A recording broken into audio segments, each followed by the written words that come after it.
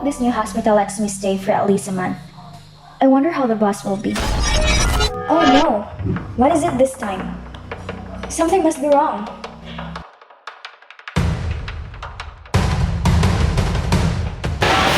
Do you have any business with the best friend here?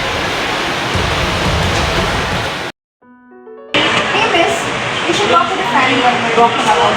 I know it's dangerous to walk at night, especially when everyone's asleep. Thank you, miss. That might help me. How are you for 15 minutes now? Where are you heading? Let me walk with you the rest of the day.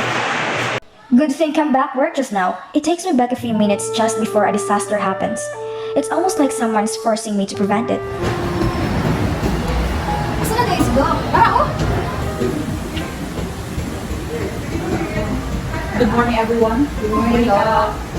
I am Estela Salvador, and I am the doctor in this department. We depend on the nurses a lot.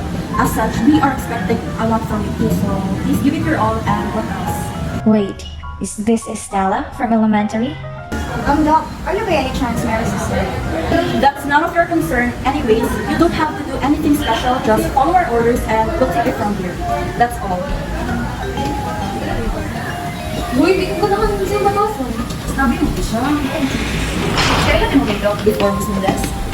Oh yes, ma'am. Paramag elementary sa una sa Santa Mesa. Ano, di ba dito mag-ako serial killer before? Bito. Everyone was in danger back then. A girl got kidnapped that day. When I was a kid, there was this adult we called Sweetie, who often played with us kids after school. Her name wasn't actually Sweetie. It's just she gave us baked goods and sweets some days. 6 months after the kidnapping, Sweetie was arrested for serial killing and kidnapping. Hi, it's good to finally meet you, Dean Hansen. I would like to discuss a bit our matters regarding my daughter's admission in hospital.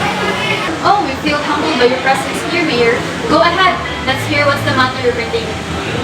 I want extensive privacy about my daughter's admission. I don't want anyone, except of course your staff, to know that my daughter is here and is bearing a child. Dean Hansen, I implore you, my daughter must remain hidden, especially to the media. It's crucial for her well-being and the family's privacy. Mayor Park. Uy, Yari, tama, pag-anak. Ang anak sa kayo pa. Oh, Yari, ganyan na politis. Uy, pag-shoot, uy. Iwan ba, sige, nakabikapit na siya sa banas. Kaya mag-isuot, ano yun? Hindi. Mga baka, ano yun?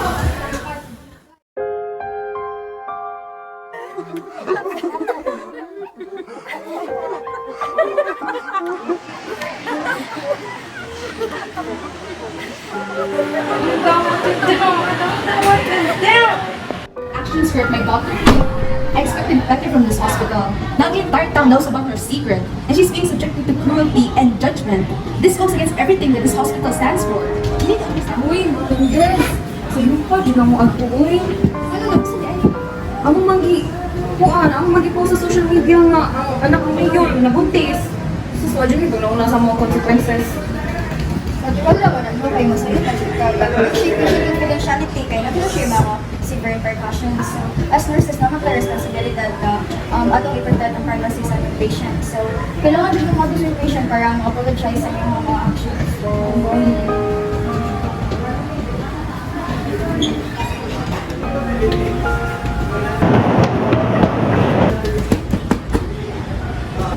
Morning, ma'am. Ma'am, luwag si Miss Honey. Mga siya sa room. sure, uy! Hindi ka nagdaro? Wala. Hindi ka nagdaro ang staff.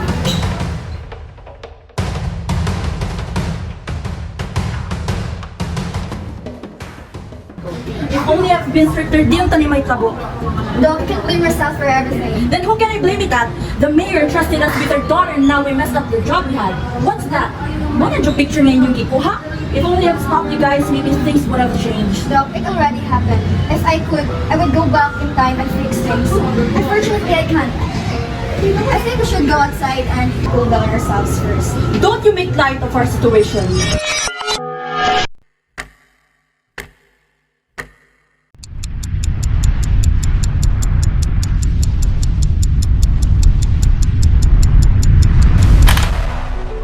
Where am I? Asa ko? Kung sa tigaday, maguro ka sa to. Iglit ang patient. Honey? Ikaw nga! Yes, of course. Wait, ha? Hindi, ba yun ako dili?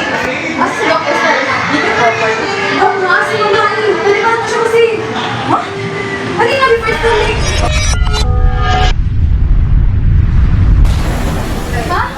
Nasaan ako? Miss Mendez, bakit bumalik ka dito? What do you mean? You came back to our present. You should have stayed at the past and helped save honey. How do you know that? I don't know. The moment you touched, you entered the body through our previous photo. But the moment you touched my hand at the past, you came back to the present. Does that mean that we can go back and change the past? It's worth it, Doc. Come on, give me your hand. Remember, everything lies in you. Can you do it?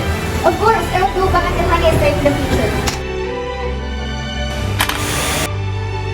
Doc, are you there? I'm here. I can see through your eyes and through the cameras of our CCTV. So how should I proceed? You can start deleting the photos you already have. This is a breach of patient privacy after all, a breach of patient confidentiality will put those liable for civil and criminal penalties based on section 13410. Things like posting photos or videos and regarding the patient to a social networking site has potential for negative repercussions. But don't delete the picture we use. Why not? Since that is the picture you used to jump back in time, I don't know what will happen if you delete it now. The photo might not exist in the future for you to use. I see. Then I guess I should investigate what else could have caused the leaks. We're counting on you, Miss Mendez. Don't worry, Doc. I'll fix this. Morning, ma'am. Morning. Just want to move about it, ma'am. I feel so easy. There's something I'd like to ask. So, since I'm pregnant, I should be more, like, I have to be for myself and for the baby. Of course. Kinahanglan jud ka mo duha ang healthy. Yes, ra ako sa mga exercise. Okay. So, excuse me, pero eating food during pregnancy is a myth. So, in fact, there's no evidence to prove this myth, and overeating can result in maternal weight gain and child obesity. Your baby will get everything they need from you for the 6 months without you needing any extra calories. Once you get to the last trimester, you may need about 200 extra calories on top of the 2,000 daily recommendation per day. So, no problem. So, alin na may ma'am ha? Kaya mag-check kami sa mga vital signs later. So, thank you, ma'am. Thank you.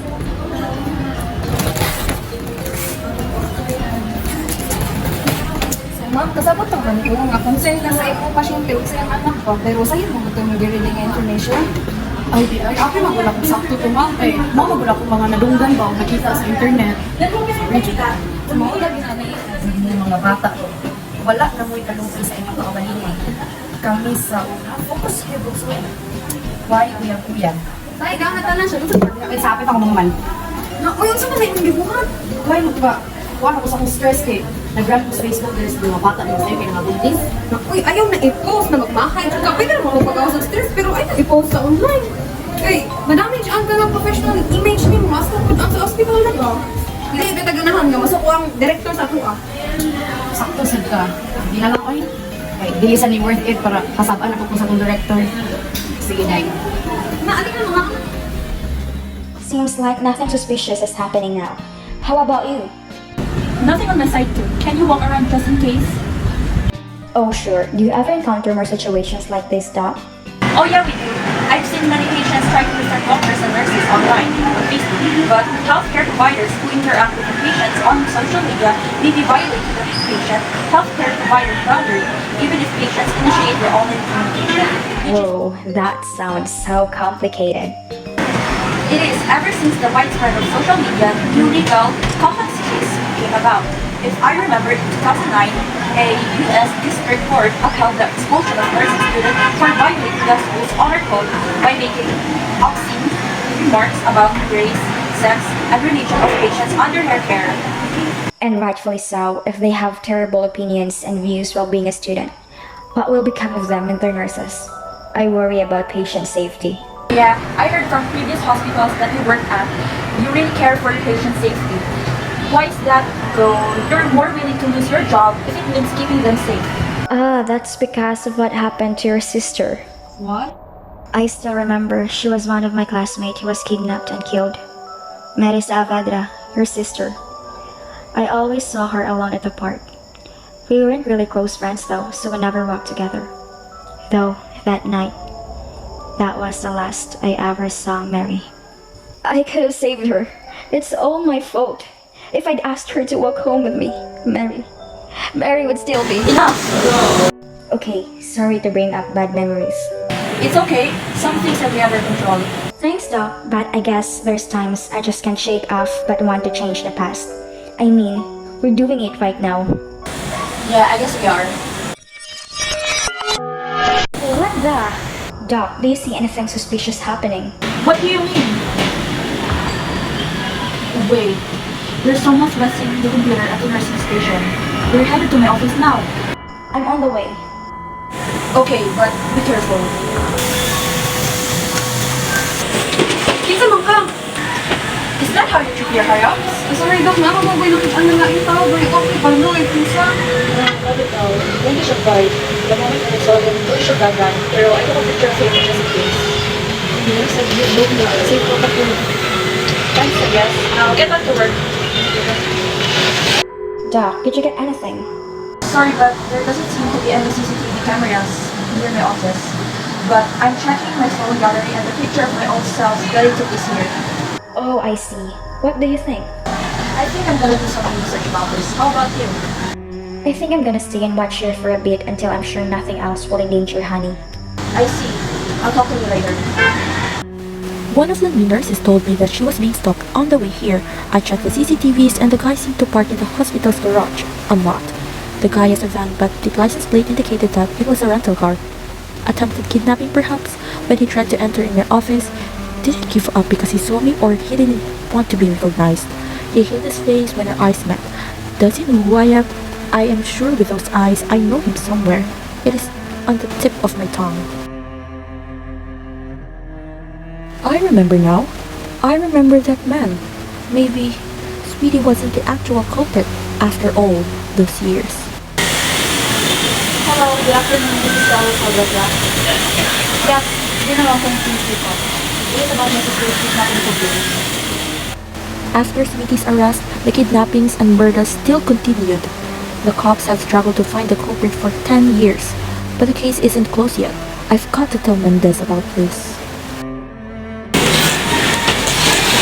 Miss Mendez, I need to tell you something.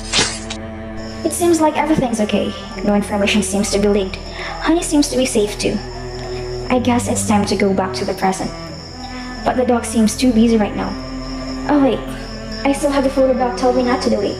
If this pic didn't exist in the future, I wouldn't be able to go back in the past in the first place. But what would happen if I delete it now? I did promise to leave no trace of the patient's private information.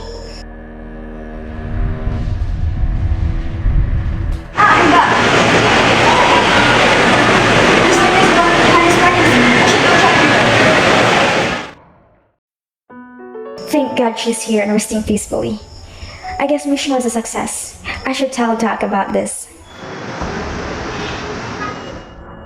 Doc, Honey is safe. I think our mission is... Doc, are you okay? Liza. Mendez, hurry up.